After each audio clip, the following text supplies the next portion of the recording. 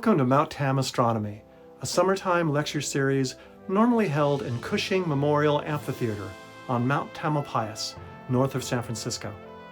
I'm Tucker Hyatt, founding director of Wonderfest, the Bay Area beacon of science. Please join me now for another enlightening astronomy program.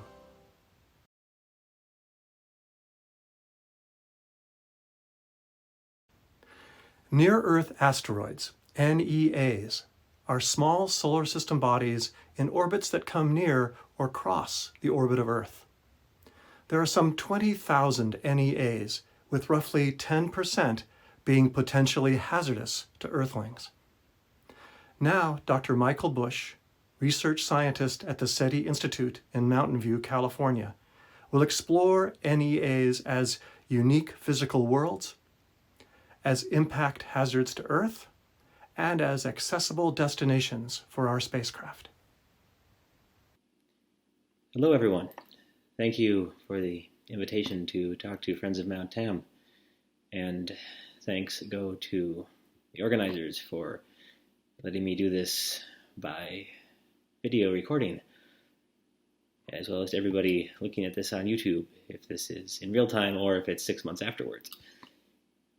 So, my name is Michael Busch. I am a planetary astronomer at the SETI Institute, which is usually in Mountain View, California, but we are all stuck at home right now, as everyone is.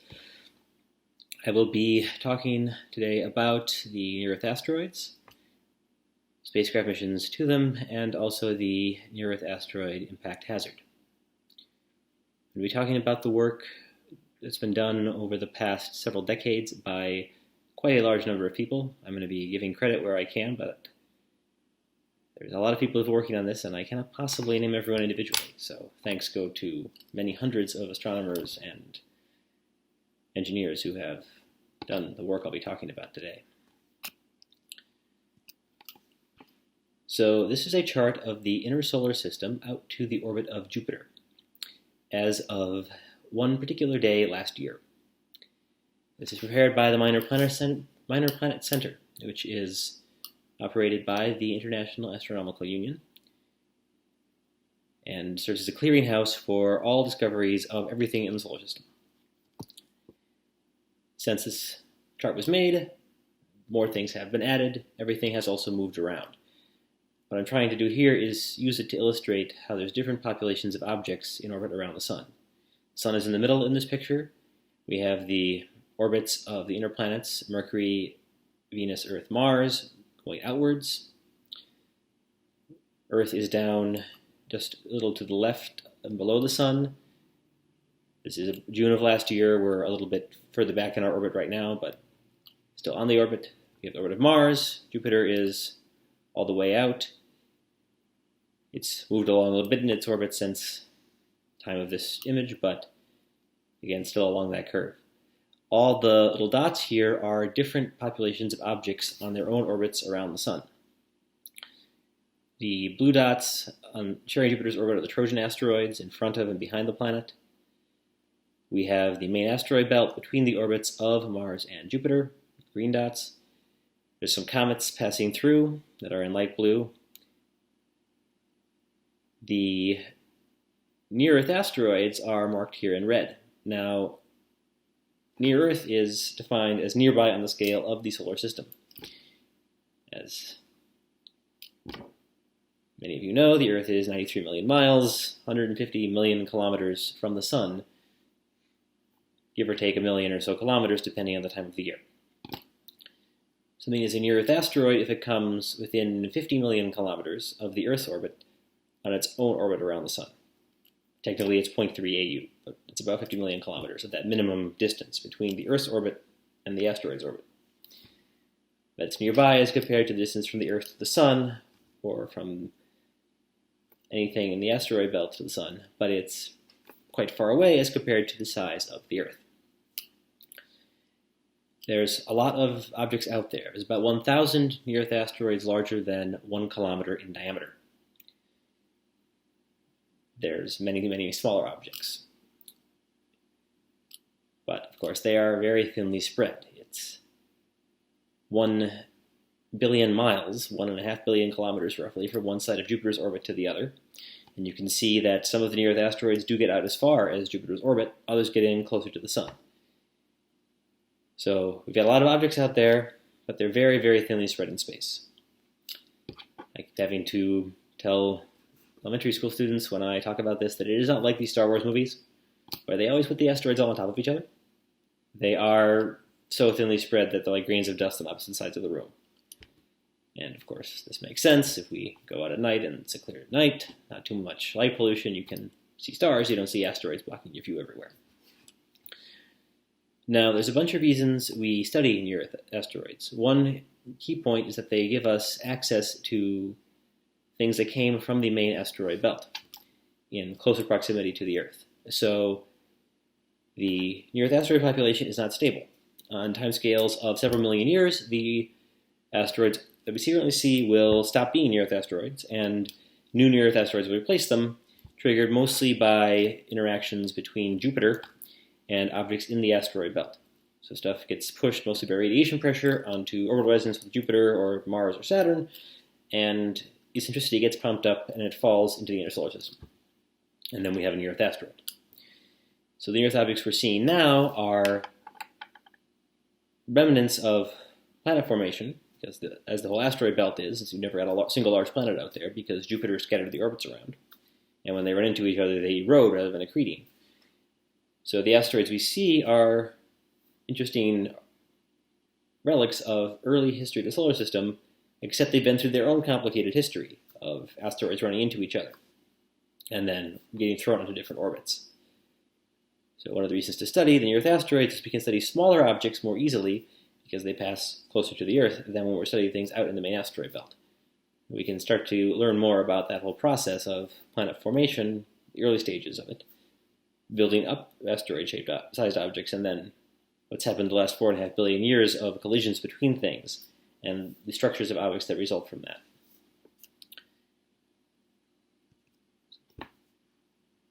We have the next slide here. This is shapes of different asteroids as seen by spacecraft. The collage here is by Emily Lakdawalla of the Planetary Society. She does a lot of very, very good visualizations like this. These are all to the same relative size. They are not quite to the same relative brightness. Matilda, in the lower right there, for instance, is actually much darker than it appears here, as do the comets.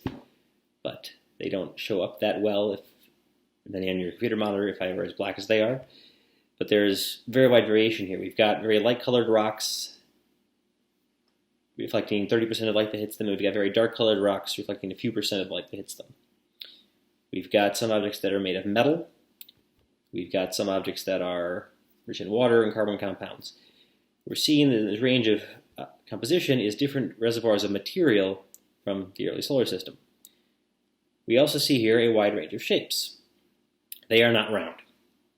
This is because asteroids are small. Ceres, Vesta, these get called dwarf planets sometimes. They're big enough, 900 kilometers for Ceres, just under 500 kilometers for Vesta, that gravity makes them roughly ellipsoidal. But you get down to something like Letitia, 130 kilometers, 80 miles long. It's not round anymore. And you can see, even while Letitia may be 4.5 billion years old, the age of the solar system, it has gotten significant fractions of its volume blown out in collisions over the past 4.5 billion years. Almost all the smaller asteroids we see here are remnants of previous asteroid-asteroid collisions. To avoid confusion, the objects in the lower right corner, the 6 down there, are comets that have been visited by spacecraft. I'm not going to talk too much about them in this talk. We do have, for those who are tuning in as this goes live, the chat function available. If you want to ask questions, as we go, I can try to answer them. Questions about asteroids will get answered, hopefully, as I keep talking. Questions about comets may need to wait. Or you can ask them, I'll try to answer them in the chat while I am looking at it. So, the smaller asteroids that are remnants of asteroid-asteroid collisions. They are reaccumulated collisional debris. this gives a particular structure, which is really well illustrated by the small dot there just to the left of Letitia and just underneath Ida in the top right center of the image. This is the asteroid Itokawa. So we're going to zoom way in on that dot. This is Itokawa, seen by the Hayabusa spacecraft launched by the Japanese Space Agency, JAXA, in 2005. Hayabusa came up to within a few kilometers of the asteroid, made a series of images mapping the whole thing. It touched down on the surface, collected a small sample of dust, and returned it to the Earth. The asteroid here is 540 meters long. That is, for comparison, 5.5 times roughly the length of the International Space Station. The single largest blocks you see on its surface, such as the one at the top of the object as portrayed here, are about 80-100 meters across, so they're the size of the International Space Station, just apparently solid blocks. But there's a whole size distribution here. It's a pile of rubble, all the way down from 100-meter scale blocks down to powder dust, less than a millimeter. And despite that, there being no atmosphere and no water here, liquid water, and the gravity is 10,000 times less than what you and I are experiencing in this room, although I say this room as if I was in the same room as you. 10,000 times less the gravity you and I are experiencing on the surface of the Earth, or near the surface of the Earth. The rocks here are not randomly mixed up together. Something separated them out. So there's weird geology going on here. Now the object's not round. It looks almost like there were two piles of rocks and they very slowly came together and settled down. We see this contact binary structure on a fair number of near-Earth asteroids, actually, which is interesting. But it's also interesting that you've got some sorting process going on here that's fairly efficiently separated out the really fine dust from the really big rocks. There's a few possibilities here. We can talk about things like electrostatic charge levitating dust and moving it around. We don't think of electrostatic charge mattering for geology on Earth, but when the gravity is 10,000 times less, you can actually levitate fairly big pieces of dust, or gravel even, with charging up from the solar wind, depositing protons and electrons into the surface, and stuff getting moved around.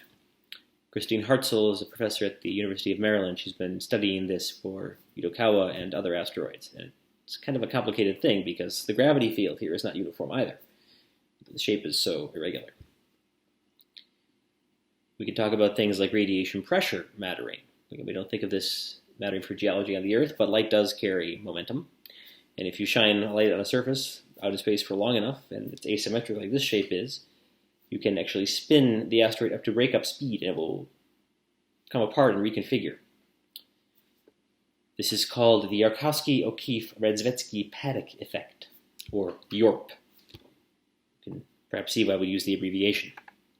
But this turns out to matter for something like this, half a mile, third of a mile long, 540 meters. It, over 100,000 years or so, can get spun up, break apart, and then recombine potentially, all under the influence of sunlight. So these are just really bizarre physical environments, as well as telling us about the history of the solar system and processes active then and since. We study near-Earth asteroids just because they are really weird places, and all of our normal intuition sort of breaks down from a geological standpoint, and we learn things.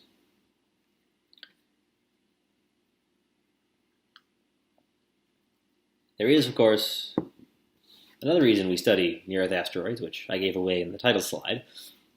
This is the near-Earth asteroid impact hazard, and this is probably the one that gets the most public attention for good reason.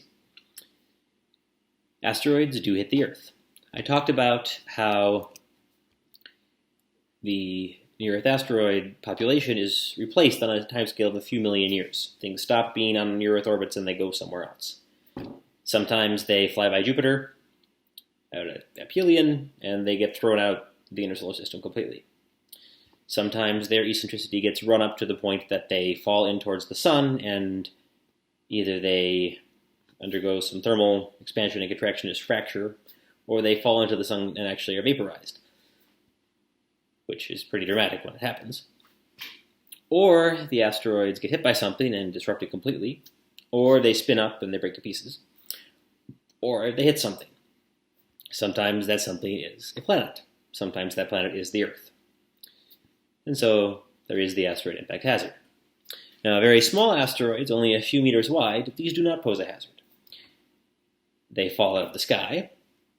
They get stopped up in the upper atmosphere. All their kinetic energy gets converted into heat and light and sound, harmlessly very high up. You see a shooting star. Maybe it drops meteorites. I am cheating a little bit here. We have found 3 asteroids out in space so far before they landed. I say we, the Asteroid Discovery Surveys found them. One of my colleagues at the SETI Institute, Peter Yaniskins, has been going around chasing these things and picking up meteorites, but I could not borrow one of his samples to show you today. Instead, this is a piece of Campo de Celio, which is a meteor fall that landed in what is currently Argentina a few thousand years ago. I just happened to have it available as an example. So small, few meter objects, bright shooting stars, drop meteorites. The problem becomes when things are bigger. Larger objects, they can pass through more air without losing all of their momentum, and then they deposit their energy closer to the surface. This is Chelyabinsk in Russia back in 2013. An object 15 to 20 meters across came in, hit the atmosphere above the city. This is somebody out on the edge of town. And it made this trail of debris after very briefly producing a fireball that was as bright as the sun. All the energy went into heat and light and sound only a few kilometers up, 10 kilometers or so. The shock wave reached the ground between 30 seconds and a couple of minutes later, depending upon where in the city we are talking about, and blew out quite a lot of windows. About 1,600 people were injured. Nobody died, but it was a very near thing. We would like to know about anything like this with some advance notice so we can at least have people stay away from windows if they are in the affected zone. Smaller objects are more common than large objects, so larger impacts happen less often. This is Meteor Crater, Barringer Crater it's currently northern Arizona. It's 50,000 years old. This was a 50-meter object. It came more or less straight down. Chelyabinsk was coming in at a pretty steep angle, and made a very large crater, 800 some meters across and quite deep. You can visit now if you like. If you go up to the visitor parking lot and the visitor center up at the north side there, you are standing on the ejecta blanket. Everything that was inside the crater got blown up and landed back down all around the edges. And if you go around with a metal detector, you can pick up pieces of the meteorite from that. The impactor was rendered into lots of small bits. So something like this happens somewhere in the world probably every several hundred years. Mostly it happens over the ocean. The craters aren't really preserved for something this size. You get a transient crater in the water. Northern Arizona, the erosion rate is pretty low, so this is pretty well preserved. There's a few hundred other impact craters people identified scattered around the Earth in various stages of erosion. What got people really understanding the asteroid impact hazard as a problem, potentially, back in the 1980s was a much older impact crater. This is the Dinosaur Kille impact. 66 million years ago, an object 5 to 10 kilometers wide impacted in the shallow sea that is currently the southern end of the Gulf of Mexico, the northern part of the Yucatan Peninsula. The crater is not really visible from the surface anymore. There's some stuff in surface topography if you look very closely, but it shows up very nicely if you look at the bedrock. So on the right there is a gravity anomaly map prepared by the United States Geological Survey, working with groups in Mexico. The current coastline sort of goes right through the middle of the crater, which is about 150 kilometers wide, and it's underneath 66 million years of lower density sediment piling on top of the bedrock. But if you go over with a gravity detector, you can pick up the depth to the bedrock, and you see these circular rings. That is the impact crater. Louis and Walter Alvarez, who were working over at the University of California, Berkeley, in the 1980s, realized that everywhere they went in the world, and they looked at a bunch of rolled rocks, and there are 66 million year old rocks with dinosaur bones in them. Then there is a layer of rock, very narrow, that contains a big spike of iridium. And above that, there's rocks with no dinosaurs other than birds and a lot of other things missing. And that iridium spike indicates a large asteroid impact because on the Earth, like all terrestrial planets, almost all of the iridium melted into the metal part of the Earth, which is the core, thousands of kilometers below us, and not accessible to the surface. So if you see an iridium spike everywhere in the world all of a sudden, that suggests something came in from outside and deposited bits all around the world. They associate this with the impact crater here in Chicxulub, and then people began to understand the asteroid impact hazard is a potentially serious problem. Initially, the concern was big things like the dinosaur killing impact kilometers wide. The concern now is even also smaller objects down to the size of the Chelyabinsk impactor. But the goal becomes the same: discover as many near-Earth asteroids as possible, track their orbits, ideally discover everything down to the small size as possible, but the larger ones are easier to find than the smaller ones.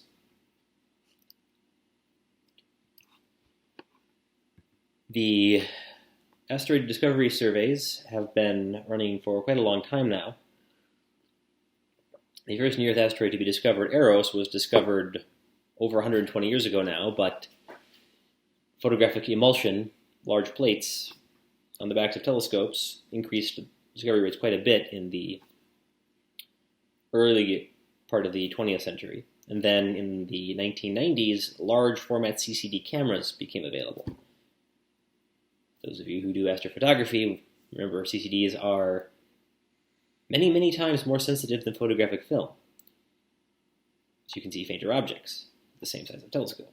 And you can also far more easily put things into the computer and try to fit the moving dots that you see and figure out which ones are on near-Earth orbits. There are a large number of projects that do this. The most active ones right now are the Catalina Sky Survey at the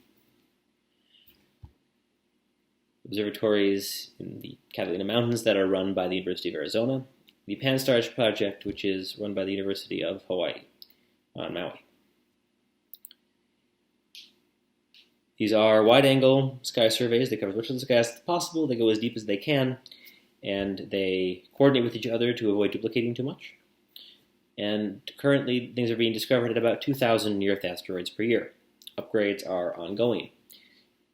That includes things like the Vera Rubin Observatory, currently being built in Chile, which will be a much larger telescope and will also cover much of the southern sky, which of course cannot be seen from Hawaii or Arizona. And thus a few asteroids do get missed because of that. There's also been efforts to do near-Earth asteroid discovery from space, because a lot of these objects are in orbits that keep them on the sunward side of the Earth most of the time. And this makes them very hard to see from the ground. The WISE spacecraft, the Wide Field Infrared Space Explorer, was originally built as an astrophysics project, but Amy Mainzer at the University of Arizona, previously at the Jet Propulsion Laboratory, has been working for quite a long time, since before WISE launched, to use it to find near-Earth asteroids. WISE surveys continuously in a loop all around the sky at 90 degrees solar elongation. So it aims the solar panels at the sun, aims away from the Earth, the Earth out of the line of the telescope and just does a sweep all around the sky. And that finds a lot of asteroids, and also gives us information on their sizes. Because if you do infrared with WISE and optical, you can get some idea of the albedo and the size of the object. And given that sort of more than a factor of 10 range in how reflected these things are, if you want to know how big the asteroids you're finding are, things like WISE are pretty essential.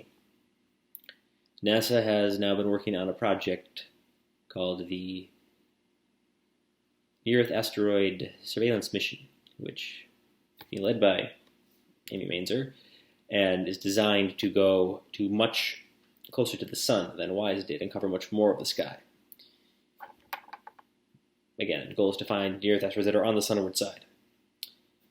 This is particularly relevant for things like the Chelyabinsk impactor, which were not able to be found by surveys that were active in 2013 because it came outwards from the sun and thus near the sun on the sky when it impacted the Earth. There is a project now called ATLAS, which is designed to find most things like the Chelyabinsk impactor before they impact, but it still has that gap near the sun, which is very hard to survey invisible light from the ground. So between this combination of Earth-based surveys and space-based surveys, quite a lot of asteroids are being discovered.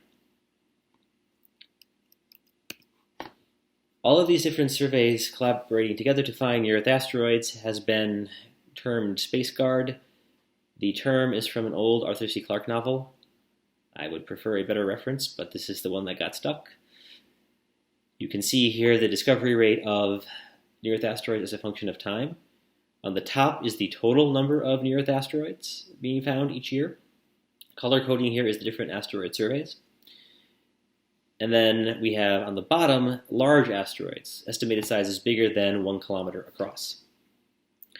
So you see discovery rates being relatively low in the mid-1990s. CCD cameras surveys came online, survey rates went up considerably. And then as new telescopes with larger aperture, larger field of view, better data processing come online, the discovery rates keep going up. But that's for all asteroids. You also see the discovery rate of large asteroids drops off pretty steeply. There was a project called Linear, started in the 1990s, which ran through until just a few years ago. It was designed to find, as efficiently as possible, objects a kilometer across on Earth crossing orbits or larger. And it found a huge number of those. But there's only about 1,000 of those objects, so after a while, you've surveyed all the orbits they can be on down to the brightness limit for a object 1 kilometer wide, and we found all of them. It's a little tricky because there's a couple 1 kilometer wide objects that are on orbital periods very similar to that of the Earth. So if they're on the far side of the sun, they stay there for a long time, and then they only now loop back around and we see them. But with that caveat, we can say that there will not be any impacts by objects 1 kilometer across or larger onto the Earth in the next few hundred years. There is one object, 1950 DA. It has a potential Earth impact in the year 2880. We cannot currently resolve the ambiguity if it will impact the Earth or not, because in large part it's getting pushed around by radiation pressure. This is called the Yarkovsky effect. It's the first part of the Yorp effect that I mentioned earlier. And we don't know exactly which way it's going. It can be pushed forward along its orbit, it can push backwards along its orbit. It'll take a while to resolve this, probably. Although there's a group at the University of Kent that's been working on that. And I've also worked on this some. But we have, fortunately, in this case, 760 years to rule that impact out. But that's the larger impactors. There remains the possibility of a smaller impactor, 100 meters across or so, perhaps 10% chance of that in the next few hundred years. And there remains the certainty that there will be other things like Chelyabinsk at some point or another, mostly over ocean. The next most recent thing before Chelyabinsk was over the South Atlantic, South Indian Ocean, well south of Cape Town in 1963. But we'd like to know about anything like that's going to be over land anytime soon. So things like Atlas to find things on short notice, things like all the other surveys here to find the larger objects and rule out impacts as far into the future as possible remain important.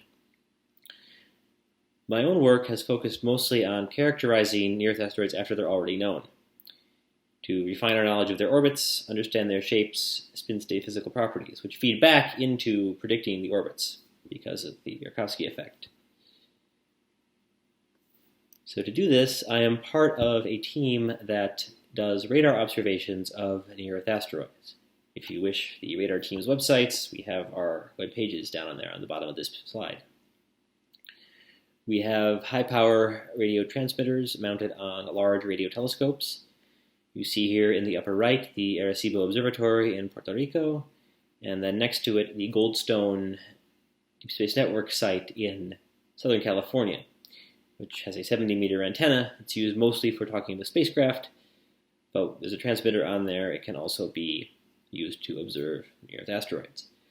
We code the transmitted signal in time, which lets us make sort of unusual images. So I have this radar signal going out from the object, from the Earth. It hits the object, it's reflected back towards the Earth. We time how long the signal takes to go out and come back, and we get a resolution in time delay of the radar signal. So effectively, we're doing lines across the object this way. That's one dimension of the images you're seeing on this picture. As the object spins, though, we have Doppler shift on the signal, because this part is moving towards us a little bit relative to the center, and this part is moving away. We thus get a second dimension of resolution, but these delayed Doppler images are not the normal pictures of the surface. So it can be kind of tricky to interpret what you're seeing. Well, we know how to do that after quite a lot of practice. And we see now the shapes and spin states and surfaces of several hundred objects, more so than we can visit with spacecraft, or anyone can visit with spacecraft.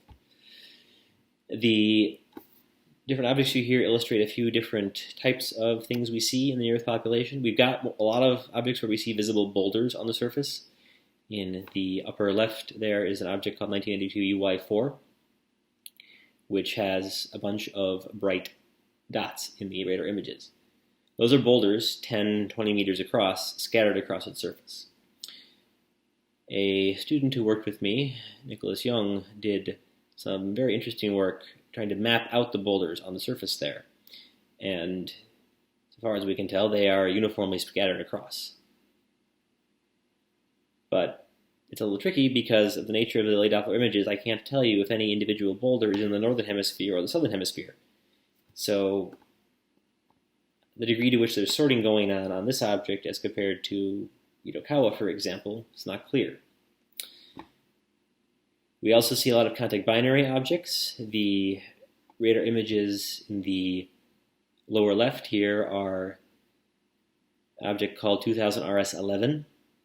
It is contact binary shape, but unlike Itokawa, it has a large flat piece and then a smaller piece that's more spheroidal that's sitting on the broad side of the thing.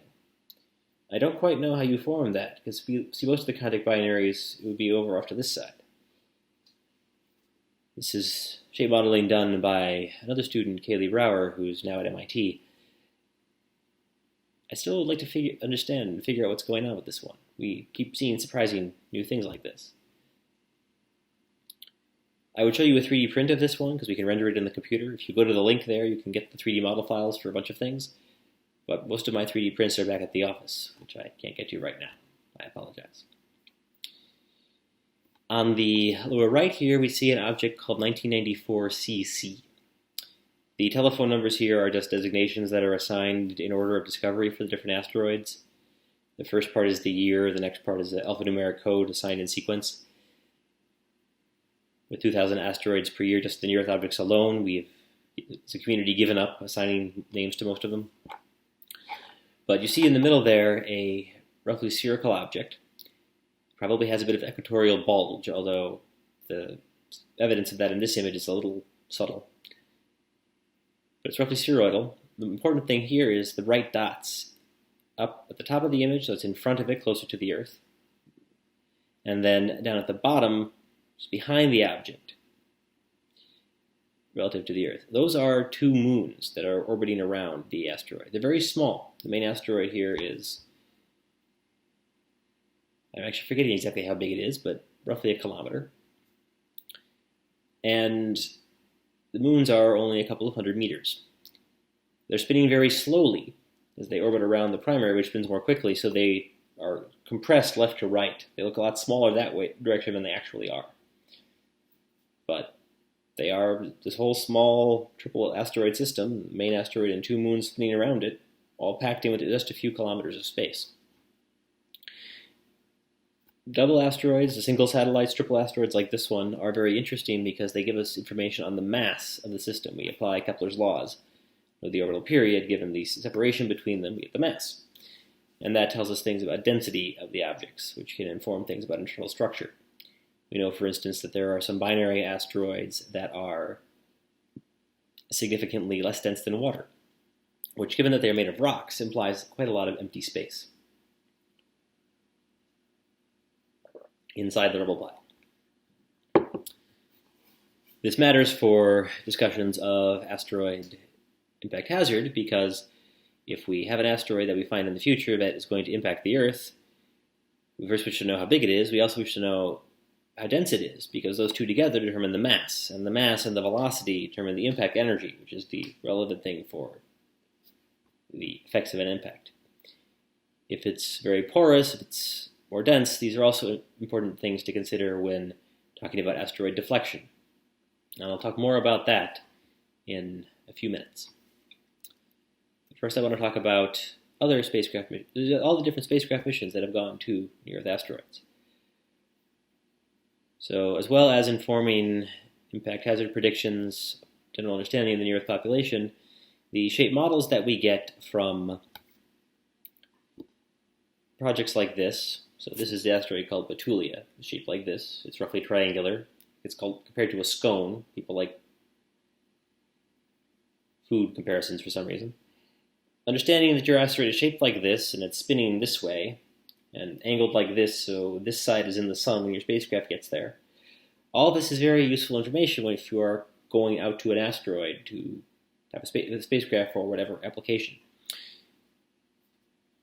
So a lot of the spacecraft that have gone to near-Earth asteroids have gone to asteroids that have been observed with radar beforehand. There is one exception, which is the Hayabusa II spacecraft.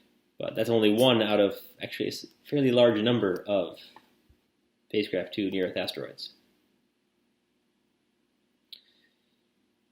So this chart keeps getting busier and busier because people keep planning and flying spacecraft to near-Earth asteroids. So far, these are all robotic. People have discussed human missions to near-Earth asteroids, but none have happened yet. If you are a space agency and you are in the business of sending spacecraft to different places, if you send spacecraft to Earth orbit, you send spacecraft to the moon, where do you go next? Mars is quite popular, but it happens that a significant number of the near-Earth asteroids are easier to get to than Mars, in terms of the fuel required for a spacecraft. They're also easier to get back from. So while we are just now considering sample return missions from Mars, in terms of the Perseverance rover is designed to cache samples to be picked up by a spacecraft to be built later, there are 3 near-Earth asteroid missions that have already been launched, that have returned or will return samples to the Earth. And there have been a couple more near-Earth asteroid missions as well. So the first asteroid mission, over on the upper left, was the Near-Shoemaker spacecraft, which went to the asteroid Eros 20 years ago. It landed down the surface at the end of its mission.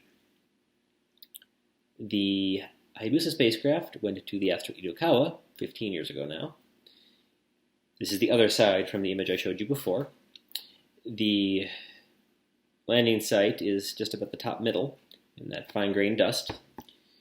And yeah, just briefly landed on the surface, came back up, came back to the Earth after some impressive engineering improvisation by the mission team, and returned samples. In 2012, the Chang'e 2 spacecraft, which is part of the Chinese Space Agency's lunar exploration program, had finished mapping the landing sites on the moon for the subsequent lunar landers and lunar rovers of the Chang'e program. The mission team, led by the chief engineer, Hongdeng Chang, decided to do an unusual extended mission. They flew Chang'e 2 out to the Earth-Moon Lagrange point and did a halo orbit around the Lagrange point, which is a technique now being used for the relay satellite for the Chang'e 4 lunar lander on the lunar far side.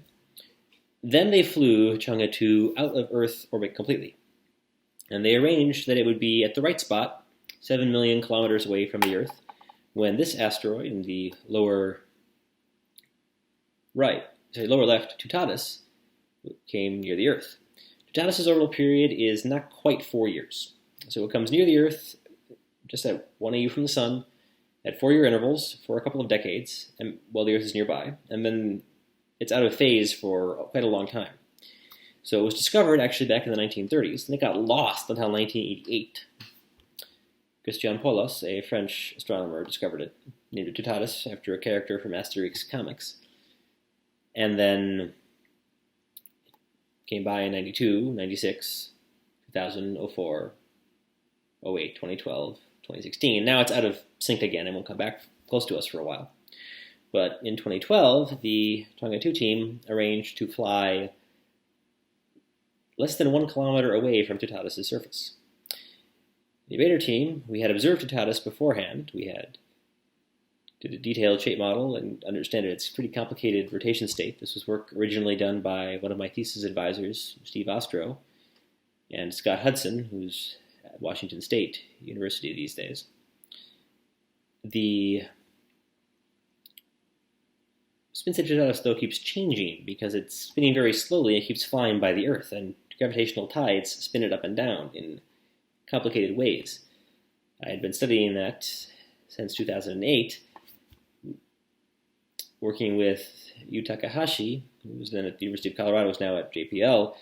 We made a detailed model of how Toutatis was spinning, predicted how it would be arranged in 2012. I'm really glad our model of what Toutatis was doing was right, because I did not expect Chang'e 2 to be flown that close to the surface. But Toutatis was where we thought it was, and the spacecraft went very close without incident and got an impressive series of pictures. Now, the current near-Earth asteroid missions that are in space right now, and I'll talk a bit about those, are the Hayabusa II spacecraft, which is a JAXA project with some contributions from ESA, and the OsirisRex spacecraft, which is a NASA project with contributions from the Canadian Space Agency. And these have gone to 2 different asteroids, Ryugu and Bennu. These both have this spinning top shape. Maybe you compare it to a muffin or a cupcake with a lot of chocolate chips stuck in it, or whatever analogy is appropriate to you. Abacus bead I have also seen. It results, we understand, from the York effect again. You have an asteroid that's roughly spheroidal, it's got a little irregularity, it spins up and up and up, and it bulges out around the middle to accommodate the extra angular momentum. If it did not have a rebel pile structure, if it was a pure fluid, it would become an ellipsoid. Like the Earth is roughly an ellipsoid. But here the friction inside the rebel pile matters significantly, and you actually end up getting this ridge, with some irregularities depending upon which blocks are distributed where on the interior, and impact craters potentially messing things up. Both Hayabusa 2 and OsirisRex are designed to land on the surface, pick up samples with different techniques, bring them back to the Earth. Hayabusa 2 did a lot of other things as well. It deployed a bunch of landers, hoppers, that spring-loaded thumpers that throw themselves up and land somewhere else, and sample different parts of the surface that way. It carried a copper disc with an explosive charge behind it that was set off to slam the disc into the surface and make a crater, so you could see impact cratering as it happens. And it also picked up samples. OsirisRex is more focused on bringing back a larger mass of samples, and also upon getting extremely accurate, detailed information on Bennu's trajectory. Bennu has been observed with radar for many years now, before the spacecraft got there. Mike Nolan at the University of Arizona, previously at the Arecibo Observatory, produced a radar shape model which matches the size and shape of Bennu you see there, and also features one of the large blocks on its surface, the one in the lower right. And also very precisely measured Bennu's trajectory. It has a potential set of Earth impacts between 2175 and 2200. The measurements from the spacecraft, the laser ranging off of Bennu, and more detailed measurements of its shape and internal structure will hopefully help improve our forecasts and help rule out some of those possible impacts. There's a bunch of other near-Earth asteroid missions going forward. NEA Scout is a small NASA technology demonstration mission. There is the DART mission to the asteroid Didymos, which I'll talk about in a moment. And there is the Destiny Plus mission, which is going to asteroid 3200 Phaethon. Phaethon is an interesting case. It goes near the Sun and gets heated up, and we understand thermal fracturing causes pieces of rock to get shot off into space. This produces the Gemini meteor shower, which has a stream of debris right along Phaethon's orbit, and then drifting around as radiation pressure pushes it, which is how it comes over to Earth. The Destiny Plus mission will fly past Phaethon. We've never gone to a source of an active meteor shower before. It's anybody's spacecraft. So it'll be very interesting to see what Tomoko Are and company find with that project. Particularly since there's some inconsistencies between the dust coming off Phaethon right now and the magnitude of the Geminids. So exactly what's going on with dust coming out of asteroids is a more complicated question than might originally appear. There's a bunch of asteroid missions that have been proposed in various stages of development. The Hera mission, which is a follow-on to DART, which is led by ESA, is just recently been approved to go forward. Zhanghe is a proposed asteroid sample return mission by the Chinese Space Agency. It would go to a small asteroid, Kamaolalewa, which is spinning very fast. So that implies a couple of things. One, it's very small, less than a couple hundred meters, spinning very quickly, implies that it's got a certain amount of tensile strength holding it together. And we see this for a lot of the early asteroids even. They're a little bit sticky, apparently. Van der Waals bonding, surface forces. But how do you land on something that's spinning that fast? That's an interesting control problem. I've heard some discussions of the Indian Space Research Organization considering an asteroid mission. Nothing is currently going forward, I don't think. There is Janus, which is a proposed mission to a couple of different binary near-Earth asteroids, which has gotten some development funding from NASA. So many different spacecraft going to many different asteroids. I'm going to touch briefly upon DART, Hayabusa II, and Bennu, and OsirisRex 2 Bennu. The DART Double Asteroid Redirection Test mission is a proposal to demonstrate asteroid deflection. So there are several different ways we can talk about to move an asteroid that is on a trajectory to hit the Earth and move it slightly off to the side so that it doesn't hit the Earth. These generally work actually by slowing down or speeding up the asteroid very slightly. So its orbit is like this relative to the Earth's orbit. We want to slow it up, slow it down so that it arrives after the Earth passes through, or speed it up so that it goes through before the Earth does. Different ways to do this. People talk about something called the gravity tractor approach, where you build a large spacecraft as massive as possible, and you park it next to the asteroid, and you hover. Probably some long-term solar electric propulsion system, and you angle your rocket exhaust so that it misses the asteroid. We don't think of pulling mountains towards us by standing next to them, but if you're in free fall already, it works very slowly. NASA proposed a project, the Asteroid Redirect mission, to do this, but it works well only if your spacecraft is very massive, and it takes a long time to accumulate the offset in position from pulling on the asteroid. So the mission cost and timeline were not appealing to the United States Congress selecting the project. The DART project uses a different technique, which is considerably faster, just less well controlled. This is kinetic impact deflection. You literally hit the asteroid with a hammer, and you shove it out of the way. The hammer in this case is the entire DART spacecraft. So it roughly 600 kilograms, and it is to be launched just over a year from now, mid-2021. It will fly out to the asteroid Didymos, which is a binary asteroid that's been observed with radar. We have a shape model. The spacecraft runs into the asteroid, not the main asteroid, but the satellite, Didymos Beta, which gets called Didymoon. It is to get an official name, which will be something different sometime soon. There will be a small CubeSat, which has been provided by the Italian Space Agency, riding along, but the main DART spacecraft gets destroyed on impact, rendered into teeny tiny pieces. The project is being led by Cheryl Reed at the Applied Physics Lab in Maryland. The modeling team over there informs me that the DART spacecraft will not be vaporized, but it will be turned into very, very small pieces. And it and a lot of the asteroid material will come back out as ejecta, and that ejecta will give additional momentum. Going this way, we get recoil pushing the asteroid that way. The CubeSat keeps on flying off to the side. It takes pictures as it goes. It keeps on going to measure the momentum change that has been applied to the asteroid. We want to know the velocity change and the mass of the satellite. We can measure the velocity change from the ground, and this will be done with a network of telescopes from Arecibo and Goldstone to optical telescopes to infrared microwave telescopes potentially. It's been timed such that it will be visible and in the nighttime for South America and North America. And over several days after the impact, it will all be studied in detail as much as we can from the ground.